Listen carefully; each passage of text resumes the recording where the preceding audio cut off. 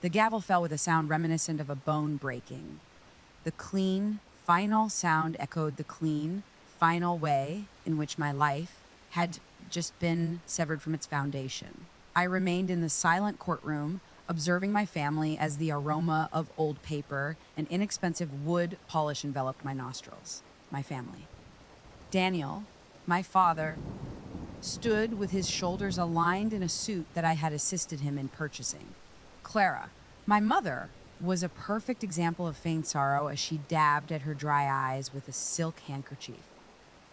My elder brother, Mark, and my sister, Jessica, stood slightly behind them, mirroring their parents' smug satisfaction. They appeared to be a perfect, mourning family that had just done what was necessary. The judge, a man with a tired visage and eyes that had witnessed an excessive amount of familial cruelty, cleared his throat. This court rules in favor of the plaintiffs. He droned, his voice devoid of expression. Daniel and Clara Sterling are hereby granted the entire estate of the late Alina Vance, which is estimated to be worth approximately $1.3 million. They are free to distribute the estate as they deem appropriate. As they deem appropriate. The words lingered in the air, heavy and poisonous. I was able to suppress a hysterical chuckle that erupted in my throat. Sounding like lunacy, it is possible that it was. My grandmother, Alina, had seated me in her sun-drenched living room just a year ago. The floral armchair was reeking of lavender and baked bread. She had held my hand, her epidermis thin and papery over surprisingly strong bones. Sophia, she had said, her voice raspy but as distinct as a bell. This is for you when I am gone. The entirety of it. You are the sole individual who possesses my heart and the sole individual who perceives the world with benevolence. Do not allow them to steal that from you. Obviously, they referred to my family. Long before I permitted myself to do so, she understood their true nature. I was the one who persisted in my endeavors. I was the one who gave up a full scholarship to Stanford to attend a local community college in order to be home when my mother experienced her episodes that inexplicably vanished whenever it was convenient.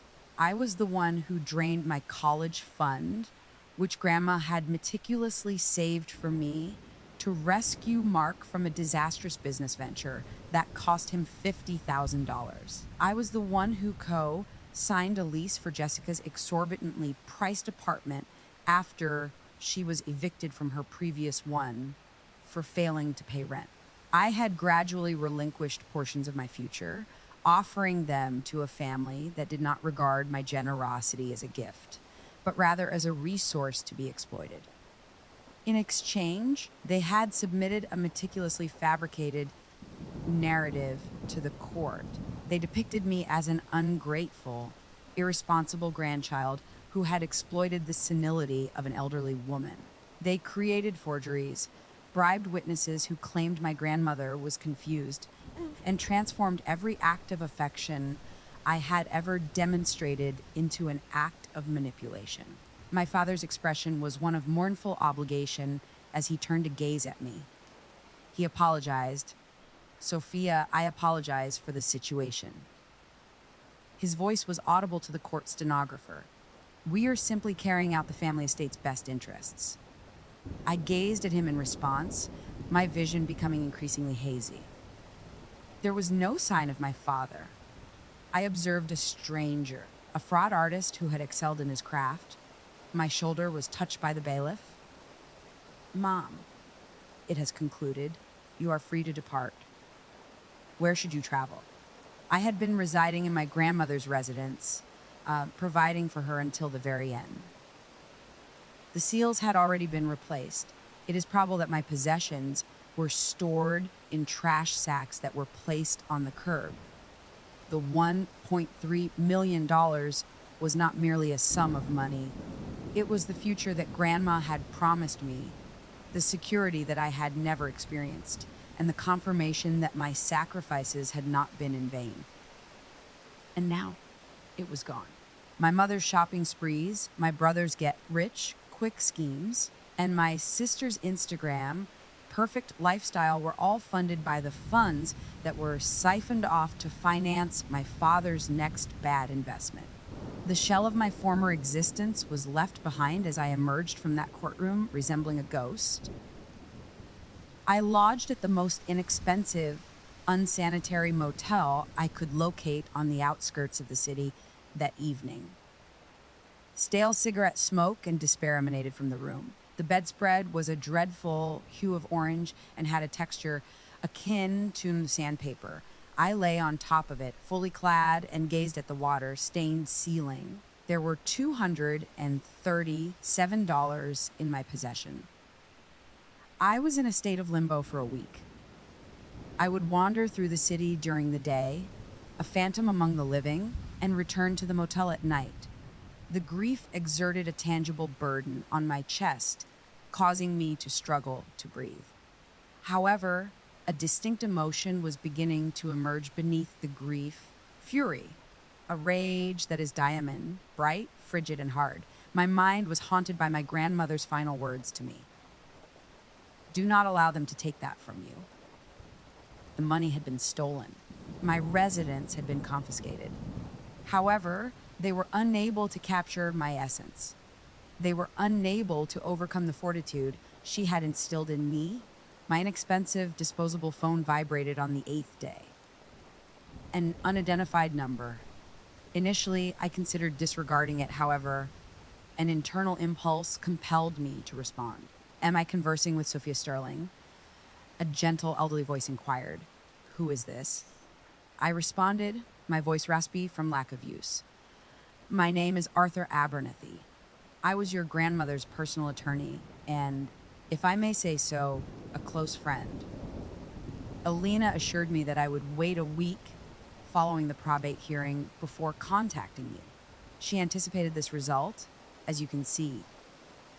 The stiff modal linens creaked as I sat up. What was anticipated? The theatrical production that your family performed, he remarked with a sardonic chuckle. She was aware of their emotions, Sophia. She was aware of their avarice. They were merely being deceived by the will they contested. A performance that would enable them to emerge victorious. The genuine inheritance is a completely different matter. Is it possible for you to visit my office this afternoon? Abernathy and Sons was situated in a dilapidated, historic building in the heart of downtown. The building was equipped with a genuine elevator operator and frosted glass entrances. Mr. Abernathy was a diminutive individual with a neatly trimmed white goatee, a tweed jacket, and kind eyes. He resembled a character from a classic film. He extended a cordial smile and escorted me into an office that was adorned with volumes that extended from floor to ceiling. The atmosphere was characterized by the aroma of justice and aged leather. He initiated, "Your grandmother was one of the most astute women I have ever encountered." As he motioned for me to sit, she was aware that your parents would contest her will. She desired that they do so. She desired for them to disclose their genuine selves to you and the world in exchange for a sum of money. He moved a sizable manila envelope across his polished mahogany desk. I opened it with trembling palms. A deed, a key, a passbook for a savings account, and a handwritten letter were all contained within.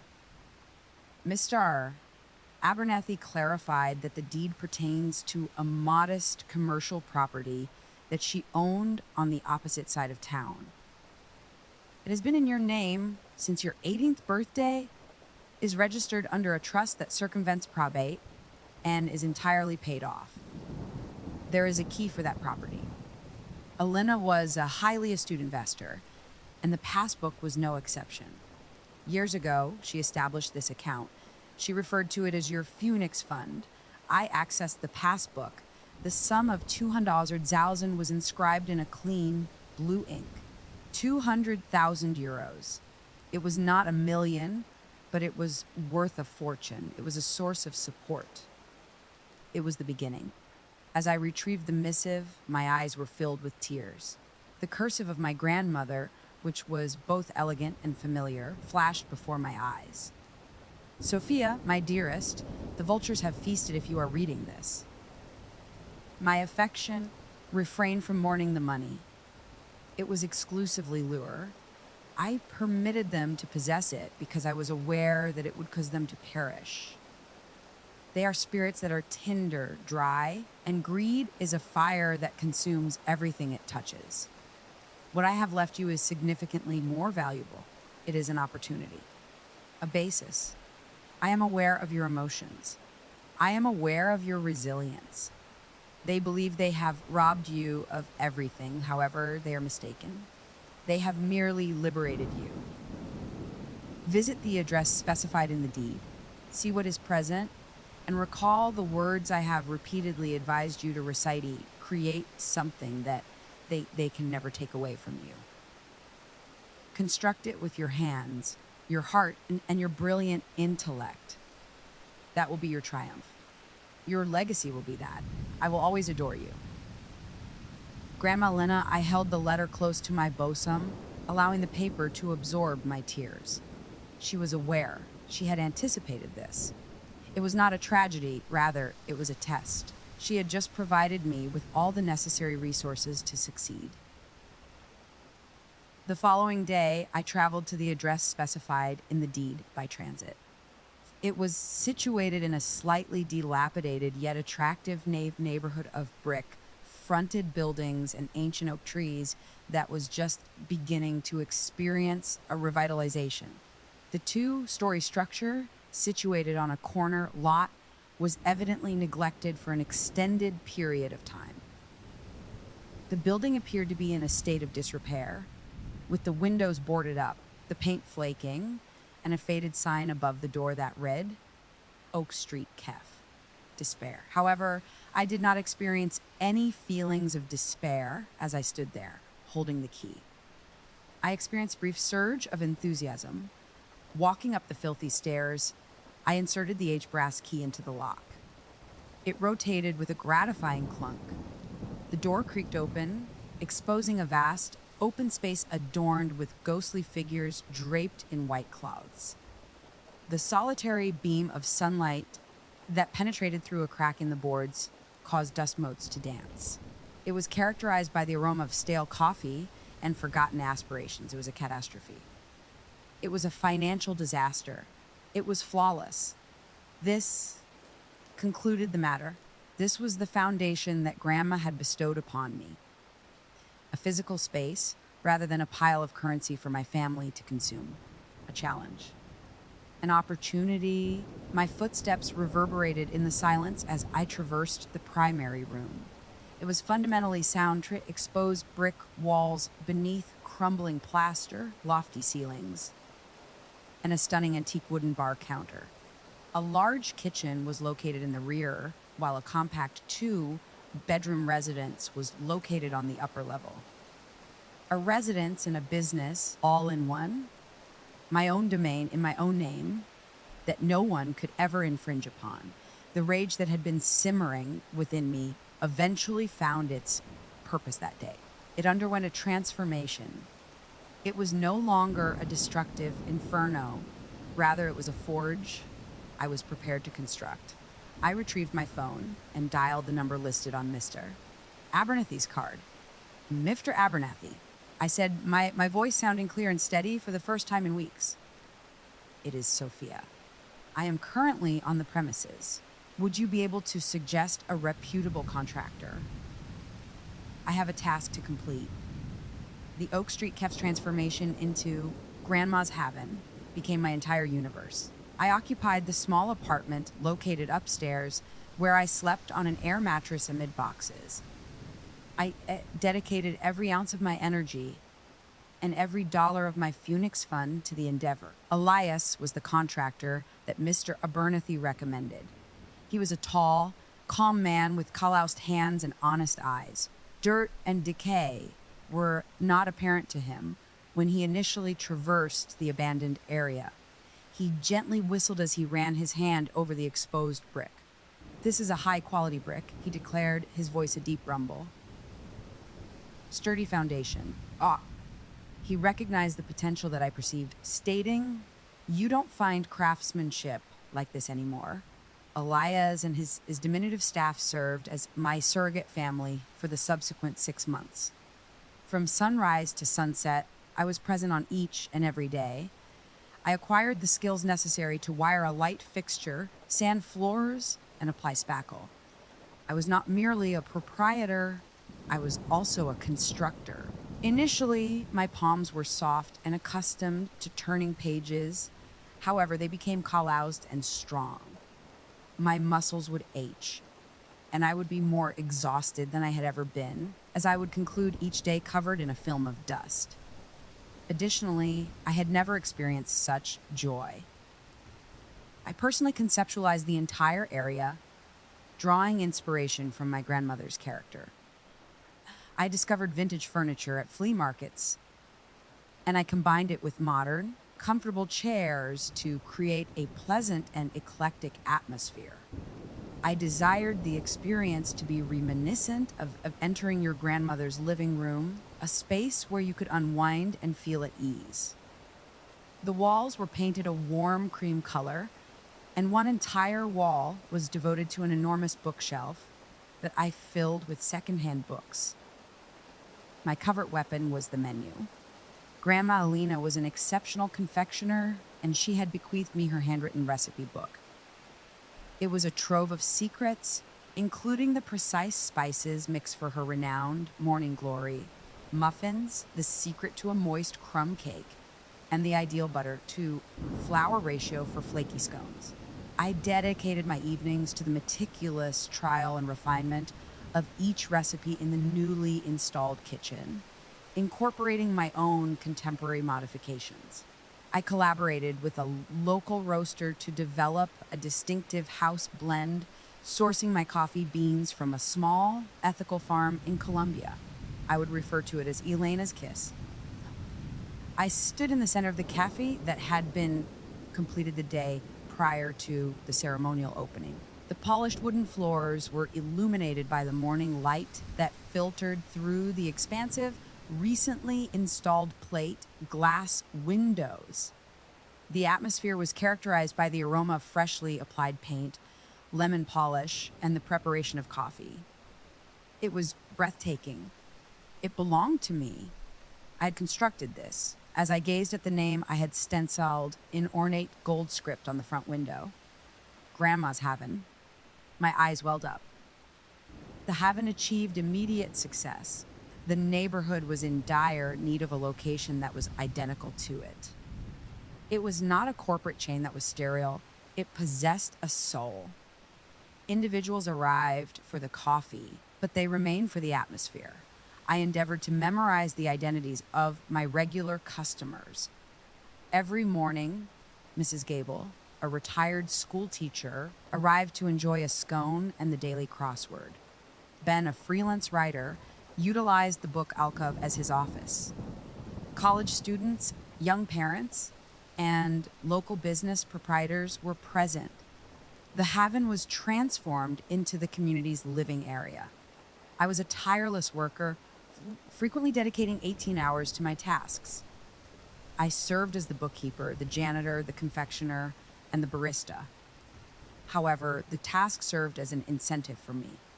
Each dollar I earned was a triumph. Each favorable online review served as confirmation. I had hired my first 2 employees and expanded the menu to include light lunches within a year. These meals consisted of artisanal sandwiches, salads, and soups, which were prepared with bread from a local bakery and produce from the nearby farmers market. The business was founded on the foundation of my partnership with local suppliers. I did not merely acquire goods from them, rather, I promoted them. The community was investing in me, and I was investing back into the community. There were small placards on the counter that read, "Our eggs come from Henderson Farms," and "Honey from Miller's Bees." This created a symbiotic relationship. Grandma's Haven had become a landmark by the conclusion of the second year. It was not merely a coffee establishment, it was an institution. I was generating substantial revenue, and rather than retiring on my accomplishments, I enhanced my intelligence. I attended a business management course at night. I reviewed each investment book that I could locate. I began to make modest, strategic investments in local real estate in accordance with Mr. Abernathy's discreet guidance. A tiny duplex in one location and a storefront in another. Brick by brick, I was constructing an empire in accordance with my grandmother's instructions. I was no longer Sophia Sterling, the victim of disinheritance. Sophia Sterling, the businesswoman, was my name. Someone who is an entrepreneur. The woman who had constructed something from nothing. That was, of course, the moment when the Raptors returned. It began in a subtle manner. On social media, my sister, Jessica, sent me a friend request that I declined. I deleted a LinkedIn connection request from my sibling, Mark. I then received the emails, which were transmitted through Miss Abernathy's office. Initially, they were cautious, but they subsequently became more assertive. Sophia, it is my mother. I have been reflecting on you. I trust that you are in good health. We should engage in conversation. Sophia, this is your father, Ba. Misunderstanding has arisen that necessitates resolution. I directed Mr. Abernathy to archive them and refrain from responding. I had a full schedule. I was overjoyed. They were spirits from a life that I no longer lived. Tuesday was the day on which they eventually arrived in person. The Haven was bustling with the midday bustle on a crisp autumn afternoon. When the small bell above the door jingled, I was behind the counter, pulling an espresso shot and giggling with Mrs. Gable. And there they were. Mark, Jessica, my mother, and I. They were arranged in a clump just inside the doorway, and they appeared to be utterly disoriented. Their faces were etched with a tension that had not been present 2 years ago, and they were thinner. Their clothing, which had been previously exquisitely tailored and costly, was now only slightly worn, with a minor fraying at the edges. Their appearance was reminiscent of inexpensive imitations of their former selves. The cafe was devoid of conversation. Change in the ambience was apparent to all. My smile remained frozen on my visage. I placed the espresso cup on the counter and wiped my hands on my apron, my heart pounding against my ribcage. What are you doing here? My voice was low and dangerously composed. My mother approached, her hands clasped together in an entreat gesture. Sophia, honey, we simply desire to meet with you. Her expression was a combination of shock and envy as she scanned the cafe to see what you've built. Jessica's eyes were wide as she absorbed the costly espresso machine, the satisfied customers, and the overall success. She was openly gaping. Flatly, I replied, you have observed it, but you are now free to depart. My father stepped forward and blustered, now hold on. He endeavored to reestablish his previous tone of paternal authority. However, it was rendered feeble and reedy. That is not an appropriate method of communicating with your family. In order to rectify our actions, we arrived at this location. A brief, piercing chuckle emanated from my lips. They appeared to be startled by the sound, which was legitimately amusing. Amendments. You mean you have arrived here to reclaim the $1.3 million that you stole from me? A dark flush crawled up my father's neck. It was not theft. It was a legal matter. I am aware of the court's decision. I interrupted, my voice icy.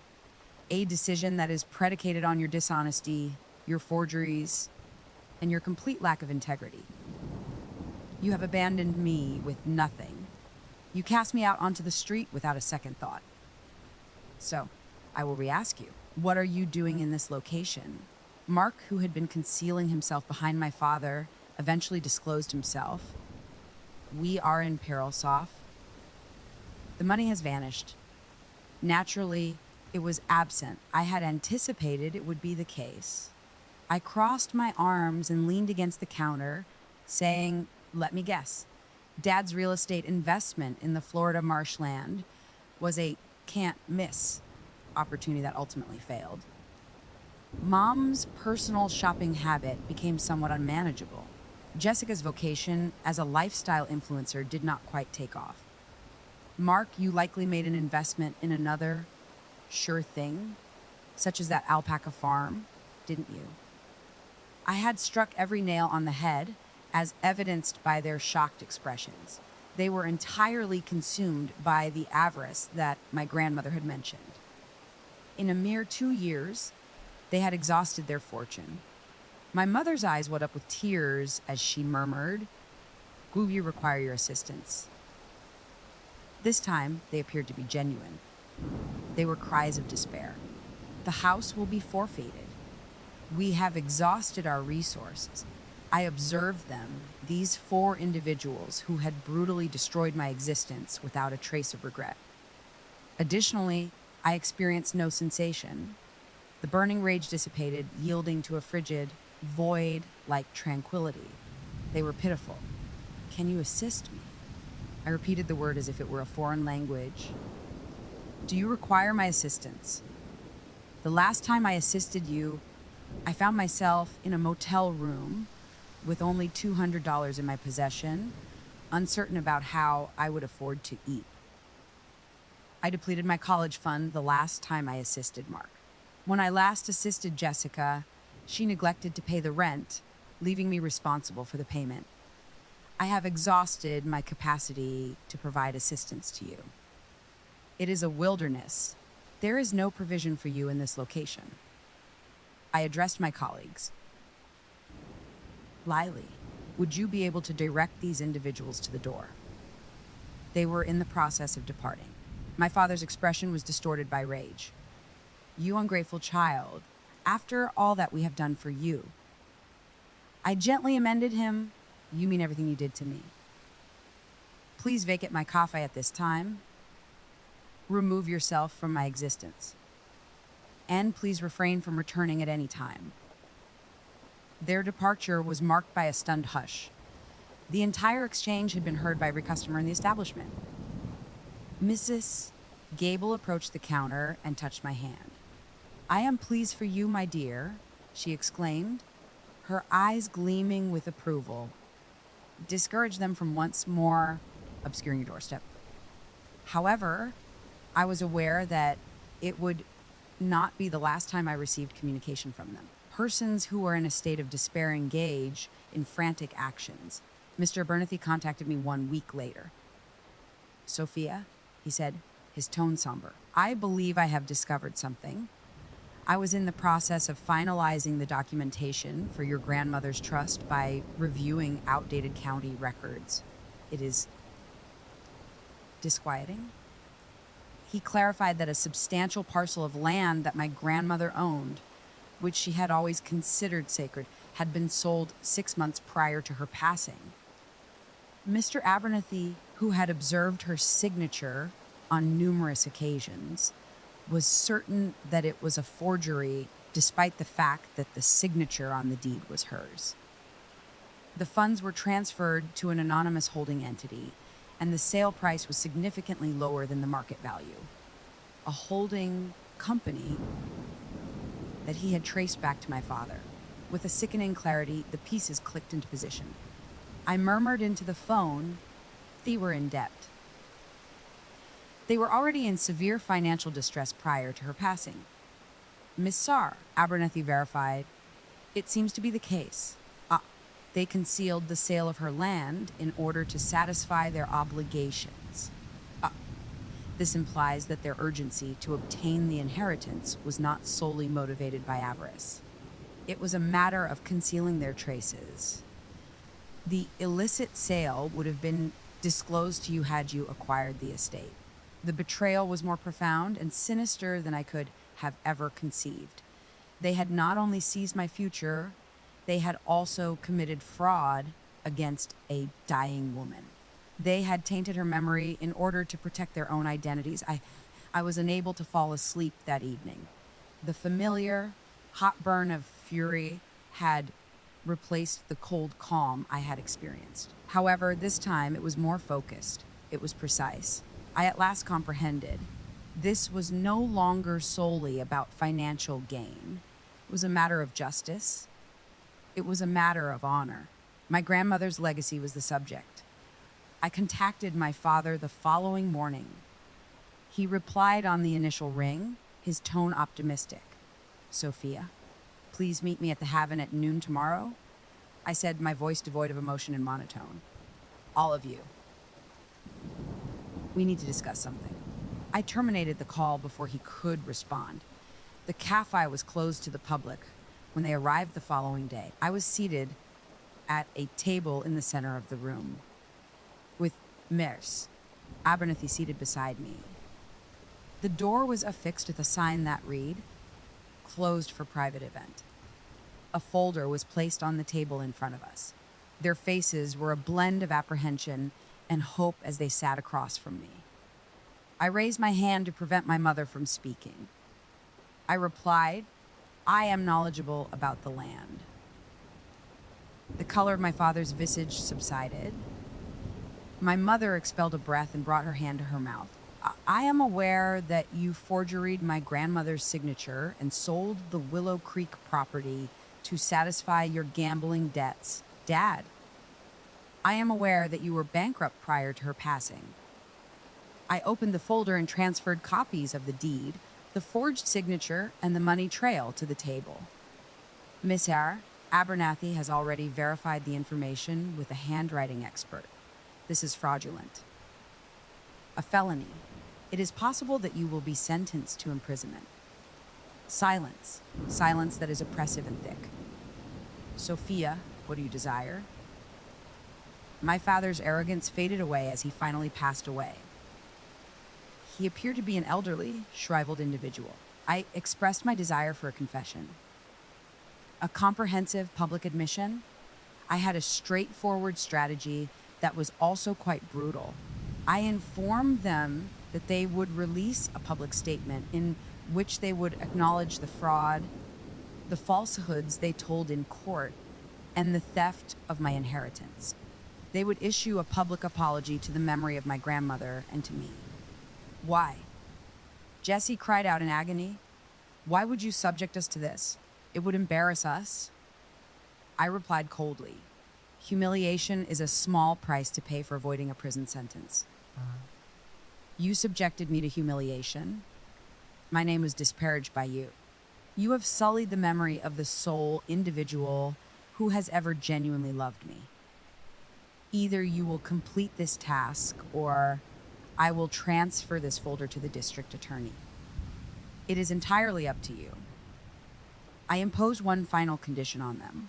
I would offer them a modest monthly stipend that would suffice to cover their basic needs, but not to indulge in indulgence. They would sign a legally binding contract in exchange, agreeing to work, seek financial counseling, and repay every dollar they had misappropriated over the course of their lifetimes. Although it would be negligible, it was the fundamental principle. They would be required to earn their way back. They were unable to make a decision. 2 weeks later, at a press conference that I organized outside the courthouse where they had betrayed me, they stood before a small group of local reporters and confessed everything. I maintained my composure and remained mute as I stood behind them. In reality, I did not engage in this activity as a means of exacting retribution. I performed the task in honor of my grandmother. I performed this action in order to clear my identity and hers.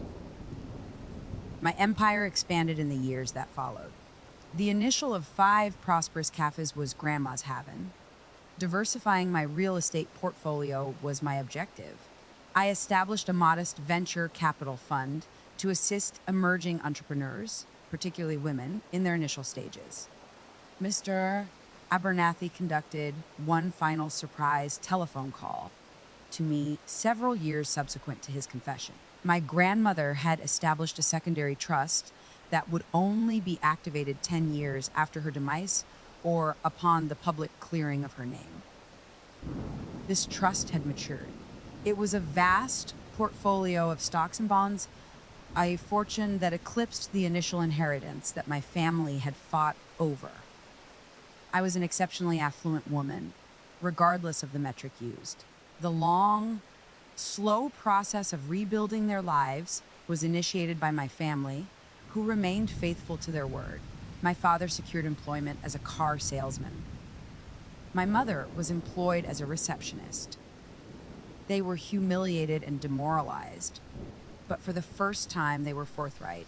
Although the relationship was fragile and wounded, it persisted. We were not the close, joyful family depicted in fairy tales, and we never would be. The wounds were too profound for that. However, we were family in a convoluted, shattered manner. I would extend an invitation to them for dinner on a monthly basis, which would typically a low key and an embarrassing event, not ignoring the past, but rather acknowledging that we were all still alive and present. It was a subdued, personal expression of grace that I possessed. I was standing on the veranda of my penthouse apartment, which is situated on the top floor of the first building I ever purchased, one evening. The city, a tapestry of a million lights and a million stories, glittered beneath me. I contemplated the voyage from the dusty courtroom to this balcony. I had lost $1 million, but I had also gained another million. I had lost a family, but I had also established a community. The success, the money, and the buildings, all of it was fantastic. However, it was not the genuine reward. The genuine prize was the realization of my own fortitude, my previously unknown resilience. My grandmother had been correct. Her money was stolen, and it resulted in their downfall. She provided me with an opportunity, and I capitalized on it by creating a legacy.